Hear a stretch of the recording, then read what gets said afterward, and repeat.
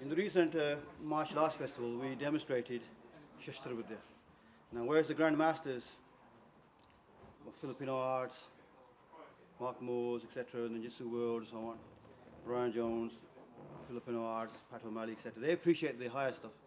But the average Joe blog is not really picking up the more subtleties of the art. So what we're going to do here is demonstrate aspects of Loh Mushti. Loh Mushti is a traditional Hindu-Sikh Sanatan form of boxing. Just as you have Muay Thai, you have Western boxing, you have kickboxing, etc. Amongst the Sikh ancestors, there's also a form of boxing.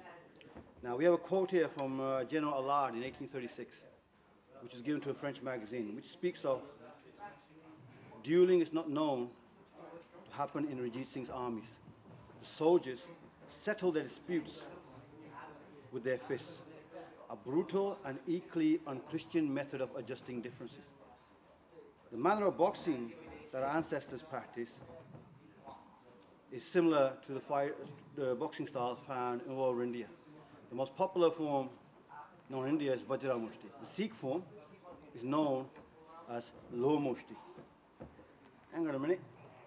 For instance, there's an image here taken from an old Sikh residence of the Surdis in Guru Har Sarai, demonstrating Lord Krishna engaging Rukmana, his brother-in-law, and if you can notice, in his hand is a bracelet.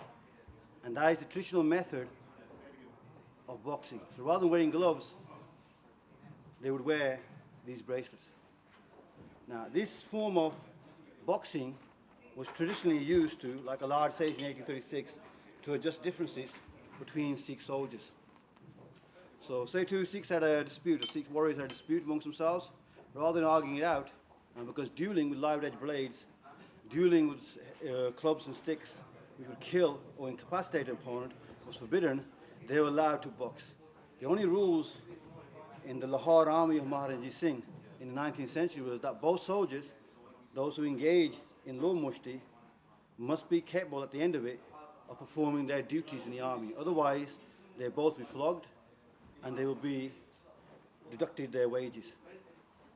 Now, apart from written as for self-defense, Loh Mushti can go hot shoot, meaning unrestrained, brutal to the point of killing them with extreme savagery, or you can use it in a restrained form we call bandish, from using just one finger, just the four fingers, fist, and just control the opponent without actually harming him or doing minimum harm as possible. Let me start now demonstrating. Again, I will stress, this is not an instructional video, and the only reason we're putting this art out on our website is so people may appreciate the ancestral martial arts of northern India. I implore that no one try to copy this, because these are very dangerous techniques, and the only interest I have in showing you this is so as to garner interest amongst the masses, so we can come and preserve this great fighting tradition. So let us start with Loh Mushti. The first thing is the bracelets are worn here. So whereas gloves are very difficult to carry around all the time, the bracelets can be here, and one moment just takes that one there, it's out. Bracelets are here, one moment here, they're out. And the bracelets come in various forms, from barfield types, jamda kade, lomo, called shobda, like katar, so on, and sometimes you get very large ones as well. These are just for show, like, so on. But they will do dueling with this, just show how the match out there. So we'll begin just normal bracelets. So my opponent, face off. If you look at my footwork, look, so it's here. As I engage, it'll be here, held. So hand is held like there. Footwork, if you look at it, constantly swaying. Movements. Let's look for body movements now. Upper movement there to evade. And we're looking only to evade the point that they're going to impact us with. It's not a big movement. It's not a question of power and strength generated by the body. Power and strength comes from efficiency of movement. So as the opponent comes in, so we first line up to him. We line up what we're going to do. He comes fast, and I say, I'm lining up here. Watch. Misaligned everything here. From here, lined up. Now from here, I can take his eyes out. I can smash face. I can throat heavy. Or I can drop him here. So what happens here is, there's a break of structure here. There's nothing supporting him here. By just taking him there, I can now take off and strike biceps, throat. From there, push this away, back of the elbow here. Marmas, vital points along the spine to cripple, to incapacitate, neck strikes. And then if I need to use this, that can go in. So as the opponent comes in, minute base here, watch. From here, wrist can be broken. I'm not giving him any, if you're asking why is he only hitting with that front, he has no other choice. I'm going on that side, I'm presenting this to him. I'm at the same time lining up, watch. Now he's switched over, but what he hasn't done is, watch. What I do now is, I pull him. And if you notice, the grabs are only done with a very soft touch.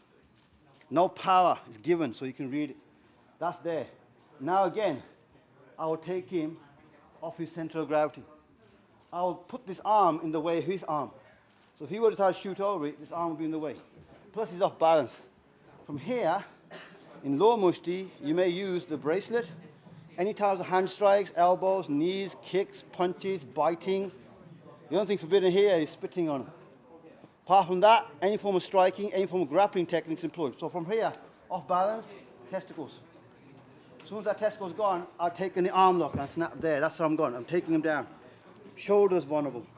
That's vulnerable. Kidneys, whatever. And you can just leave it to your imagination what I can do to him here now. Destruction. Up. So here again. My priority as a Sikh is to protect my beard. If I can't protect my beard, I should shave my beard off. Simple as that. So watch. So everything is here, geared towards here, protecting the beard. Let me show you here. All my hands are here. Behind the beard is the throat. And the throat is the major target in unarmed combat in the Sikh traditional arts. Eyes, throat, groin, ankles, knees.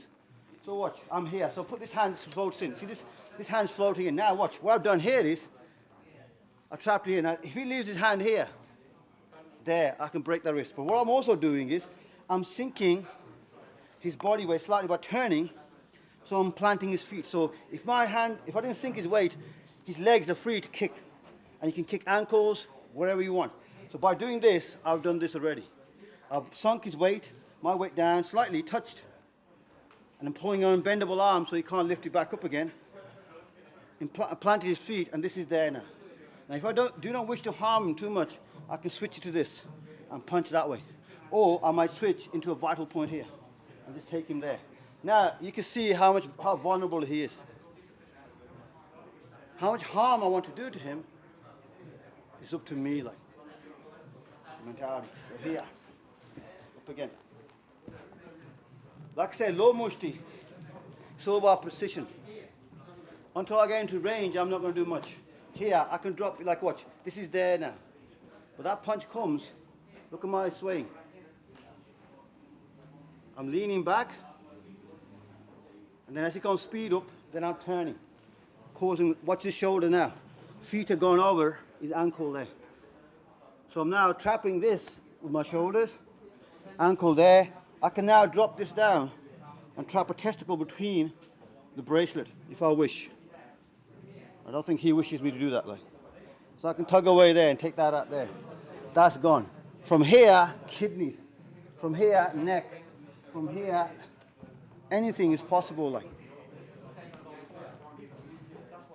The Western styles of fighting where they lift the bracelets or the hands up and so on, with this form of fighting, you've got to be careful because apart from going to the eyes, the elbows will get destroyed. As he comes in here, mentality. See this, as soon as it comes in, we're doing bang, straight in. That will break the wrist. Taken there. This one here, the hand is there. I might take it around him. I'm deliberately taking it around so he blocks it. There. But that's done. Watch this now. The bracelet will switch. And now I got him here. I've switched it. There's a very good reason why we don't wear two bracelets. With one hand, we want to stay lithe, fluid. Put two bracelets and clench, we get tight. So we rather switch from one to the other. The other hand will have the Vagnaka, the leopard claw in the hand, traditionally. So from here, move across there. So I'm looking at this. I might drop my hands, just invite. Then I turn. See, that's mentality. This hand is now to testicles. That's their kidneys mentality. There, punch to that disables the arm. There, kick to temples. And the shoes are steel cap boots as well. In the old days, it was steel cap with spikes. Our aim is annihilation. We fight to survive, survive to annihilate. We don't fight to win like. From here, move. Here, mentality. Most Sikhs are not going to like this. Grab the beard, pull it down. That's what I'm saying. If you cannot keep your beard protected, do not have it. But on the other hand, beards are a death trap for anybody who goes for a trained warrior, Sikh warrior's beard. For instance, if he grabs it here, I'm going to take it, snap it, right away. No questions asked. His neck. There. And if you grab a Sikh's beard, traditionally, we have to kill him. That mentality there, that's it. Here's a student of mine. I can grab his beard. Your mum and dad can grab your beard and smack you. So watch. Here, we're coming there and there. If they've got no beards upstairs, there's always beards downstairs. You can get them some here. That's it. That's gone there, spine. So you can see now, it's a brutal art. It's a subtle art. And we can do it against more than one. We don't advise for anybody to practice this without a Gurdev. You need many years of training to get this level. There's two people come. We're here. Look at the footwork is this way. See, I'm in talking here. That punch is coming. That's the punch. See, that's what I'm looking at here. Now watch. What I've done is I trapped his thumb here. What happened to him was, as he punched, that punch went through. At this stage here, he's conscious of it, so he's putting his head away. So he pulls away. But if he pulls it away, that's there. I'm deliberately, when I'm engaging like this to these people, look at my legs. My legs are near forward. So there's no chance there I'm trying to do roundhouse kicks or whatever to legs and so on. My legs get behind. My hands are here. If any leg came through, bang, that's there, move across. That's what we're doing. We're going to clash into the kneecaps and so on. The kara is not required. Sorry about that. Watch. Unarmed, I'll do with him. Unarmed, the same. You can use now unarmed, but we never do unarmed. It's seen to be dishonorable to the goddess, Chandi. She wants blood. But we can kill easier. Unarmed here as it comes in. So I'm misaligning, watch. Bang, straight through. Snap wrist. And look, I'm moving the whole body to snap his wrist. Floating ribs. Snap right through, kick right through. Let's go. His jab, jab, jab that you have in the Western style. I'm just going to put my hand straight in. See that? Putting straight in. That's there, that's there, that's there, that's there. That's there. I'm taking that arm right out. If you give him two karas, so his brain's like a Western mentality. Fighting with two. Makes no difference. See, I'm coming in here. You see this here? See, that one's there now. If this is held here, if you notice, in a very gentle grab. If you punch that one, see that I'm pushing it into him. That's it. From here, I'm collapsing both. Taking the neck. And I'm not going to pull down with the arms. I'm going to sink. That's it. That's it. It's a brutal art. I will end here now. I must caution again, do not practice this without a Gurdev, without a master. Only after many years we train with this. Again, this is not being shown to you or anything else other than so we can preserve this great heritage. This art of boxing takes years and years and years to learn.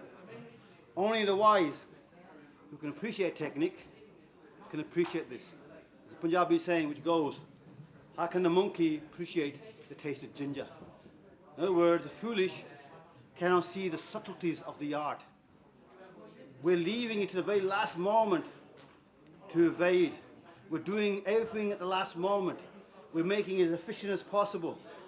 At the extreme highest level, get a big one.